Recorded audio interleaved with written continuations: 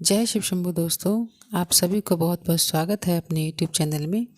एक बार महर्षि वशिष्ठ लंकापति रावण और उसके छोटे भाई की कुंभकर्ण की अतीत की कथा सुना रहे थे और ये हनुमान मौन बनकर सुन रहे थे।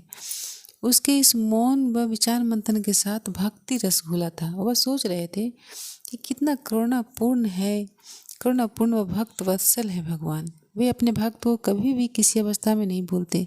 भक्त उन्हें भूले या याद रखे, अपने भक्त के उद्धार के लिए वह कैसी भी लीला रचा लेते हैं। मर्यादा पुरुषोत्तम श्री राम के स्वरूप में उन्होंने रावण व कुंभकर्ण के उद्धार की लीला रची है। हनुमान के मन में जब यह विचार तरंगे अटखेलियाँ कर रही थी, तब श्री राम उन्हें देख रहे थे। वट की छांव में बैठे भगवान सदाशिव भक्त व भगवान की इस अनन्य प्रगाढ़ता को देखकर मुस्कुरा रहे थे। महर्षि वशिष्ठ इस विलक्षण दृश्य के साक्षी थे। इन क्षणों में अपनी उपस्थिति से वह स्वयं कृतकृत व कृतार्थ अनुभव कर रहे थे। वार्ता का आरंभ स्वयं देवादिदेव महादेव ने किया। वे श्री राम को संबोधित कर कहने लगे, हे नारायण, आप तो जानते हैं कि आपका यह श्री राम रूप मुझे अतिशय प्रिय है। मैं निरंतर इसी का ध्यान और श्री राम नाम का जप करता रहता हूँ।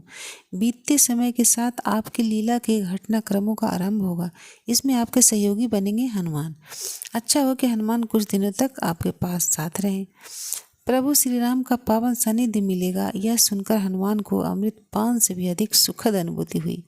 वह सोचने लगे, सचमुच ये भोलेनाथ अवघड़दानी है, बिन मांगे ही सब कुछ दे डाला। और प्रभु श्री राम ये सब उनकी मनोदशा को समझ रहे थे और तभी उन्होंने कहा कि हे पार्वतीनाथ, मैं कहीं भी किसी भी रूप में रहूं, आप सदा ही मेरे आराध्य हैं। आपका आदेश सर्वथा सिरोधार्य है।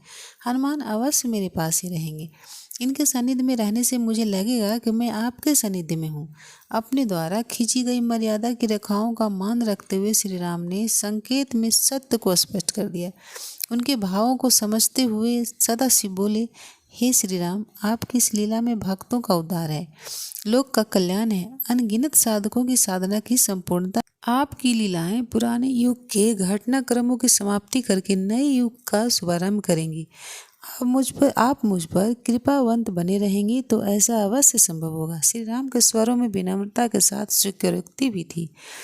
देवादिदेव महादेव के इस वचन में मर्यादा पुरुषोत्तम श्री राम की मानव लीला की संपूर्ण पटकथा थी, जिसे वहां उपस्थित सभी लोग समझ गए। हाँ, इस संवाद प्रक्रिया में बहुत कुछ ऐसा भी था कि जो केवल हर और हरि के बीच ही घटित हुआ। इससे केवल वही दोनों कह सके और वही दोनों सुन सके। और अब तो विदा लेने का समय आ गया था। अब तक वटवृक्ष की छाया में बैठे भगवान से उठ खड़े हुए। सभी ने उन्हें प्रणिपात किया। जब श्री राम ने प्रणिपात करने लगे तो उन्होंने उन्हें उठाकर अपने हृदय से लगा लिया। हरि व हर की यह एकात्मता देखकर महर्षि वशिष्ठ व हनुमान भाव विभोर हो गए। अद्भुत था उनका यह प्रेम पूर्ण मिलन। वहाँ का संपूर्ण वातावरण भावों से भीग गया। इसी बीच भगवान सदाशिव अंतर्ध्यान हो गए। उन्हें यह इस तरह अदृश्य होता देख श्री राम ने श्री ऋषि वशिष्ठ से कहा, गुरुदेव, भगवान शिव की साकार उपस्थिति ने इस वन को तीर्थ बना दिया। तो ये कहानी प्रभु श्री राम और महादेव की वार्ता की कहानी आपको कैसी लगी, आप हमें कमेंट जरूर करें। अगर पसंद आया वीडियो तो लाइक, शेयर एंड सब्सक्राइब जरूर।